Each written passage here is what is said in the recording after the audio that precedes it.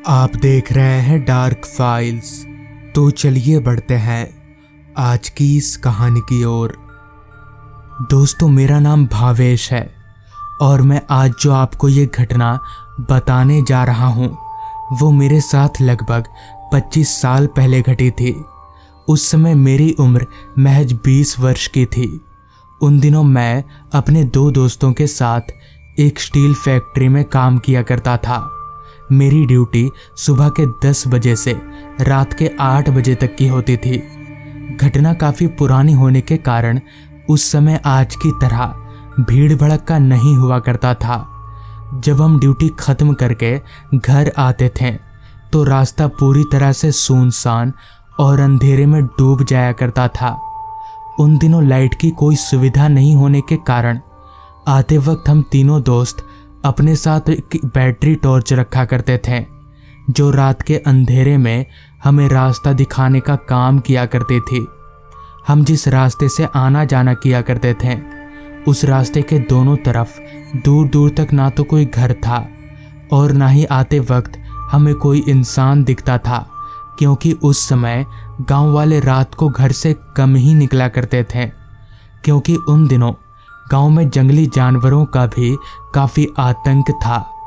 उन दिनों मैं और मेरे दोनों दोस्त हम भूत प्रेत इन सब बातों पर ज़रा भी विश्वास नहीं करते थे, जिस कारण हम रात के वक्त भी इधर उधर घूमने निकल जाया करते थे। ऐसी ही एक रात काम से छुट्टी होने के बाद हम तीनों दोस्त घर जाने के लिए कारखाने से बाहर निकले तो वक्त हो रहा था ठीक रात के 8 बजे का। काम से निकलते ही हम तीनों दोस्त घर की तरफ आगे बढ़ने लगे। रास्ता हर दिन की तरह ही सुनसान और अंधेरे में डूबा हुआ था, मगर उस रात अंधेरा इतना घना था कि हमारी टॉर्च की रोशनी उस अंधेरे के सामने ना के बराबर मालूम पड़ रही थी। साथ ही साथ बीच बीच में आ रही जंगली जानवरों की आवाज़ें हमें एक अलग ही अनुभव करा रही थी। खैर, हम डरते तो थे नहीं, तो हम हल्की टॉर्च की रोशनी के सहारे ही आगे बढ़ने लगे। अभी हम 10-20 कदम आगे बढ़े ही थे कि तभी अचानक पीछे से एक आवाज़ आई। भावेश। अचानक पीछे से आई मेरी नाम की आवाज़ को सुनकर मैं एकदम से चौंक गया और मेरे आगे बढ़ रहे कदम खुद ब खुद थम गए कि भला इतनी रात गए इस सुनसान रास्ते पर मेरा नाम कौन पुकार रहा है। खैर, मन में शंका लेकर हम तीनों दोस्त पीछे मुड़े तो पीछे मुड़ते ही हमने देखा कि हमसे कुछ दूरी पर एक आदमी खड़ा है, मगर अंधेरा काफ़ी घना होने के कारण हमें उस आदमी का चेहरा साफ साफ दिखाई नहीं पड़ रहा था। जिस पर मैंने टॉर्च की लाइट को उस आदमी के शक्ल पर मारी तो टॉर्च की लाइट पड़ते ही हमने देखा कि वो आदमी कोई और नहीं बल्कि रामा काका हैं। रामा काका हमारे ही गांव के रहने वाले हैं, जिनका घर हमारे घर के अगल बगल में ही है।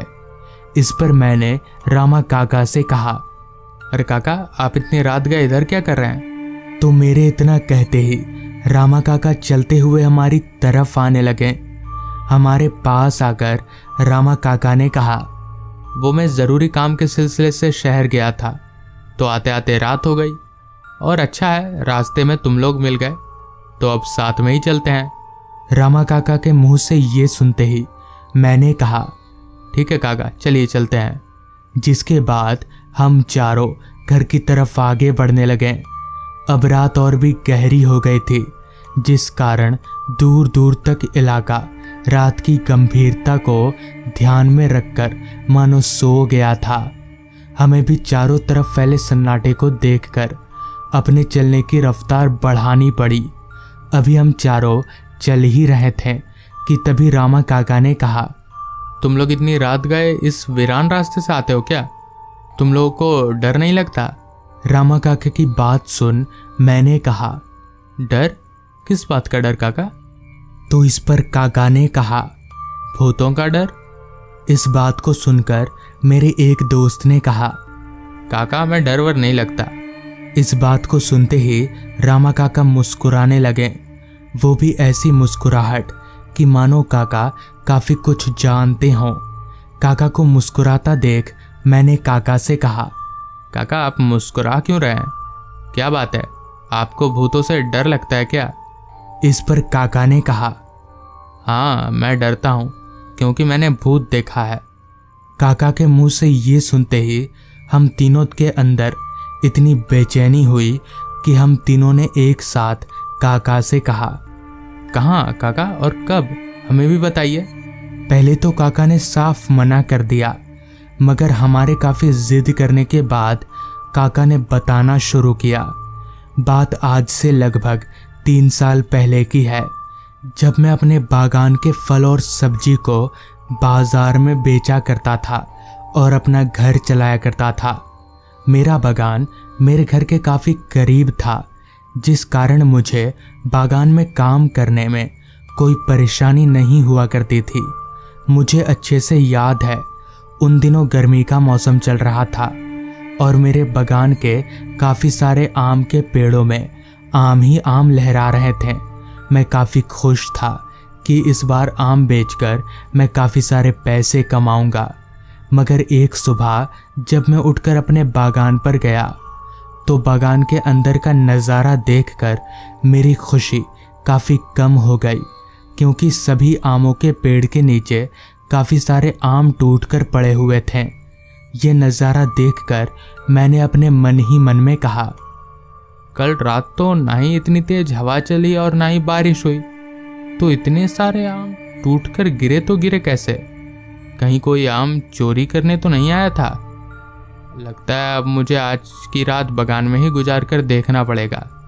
और ठीक मैंने वैसा ही किया। रात होते ही खाना पीना खाकर एक टॉर्च लाइट और खाट लेकर सीधे बागान की ओर चलता बना। खाट लेकर जब मैं बागान के दाखिल हुआ तो अंदर का माहौल घुप अंधेरे में डूबा हुआ था। मैं भी चुपचाप अपने खाट को आम के पेड़ के नीचे लगाकर लेट गया और चोर के आने का इंतज़ार करने लगा। मगर मुझे कहाँ पता था कि मेरी इंतज़ार मुझ पर इतनी भारी पड़ेगी कि मुझे अपना बागान बेचना पड़ेगा। खैर, खाट पर लेटे लेटे मेरी नज़र बागान के चारों तरफ घूमे जा रही थी।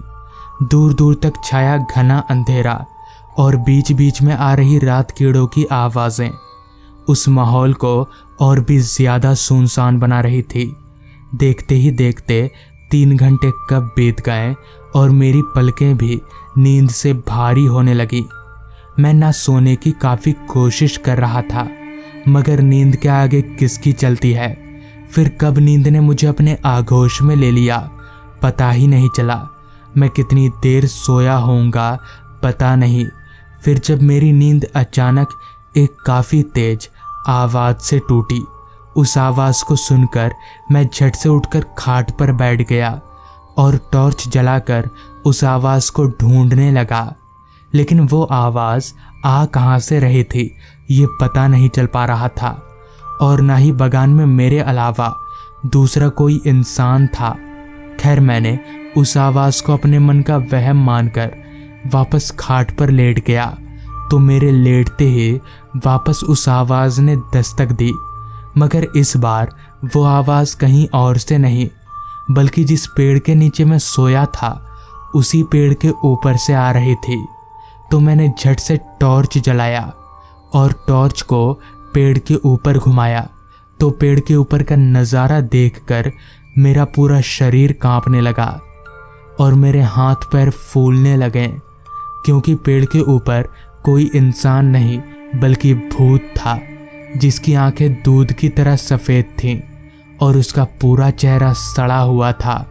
साथ ही साथ उस भूत के 2 सींग भी थे। ये देखकर मैं इतना डर गया कि डर के मारे मैं ज़ोर ज़ोर से चीखने लगा।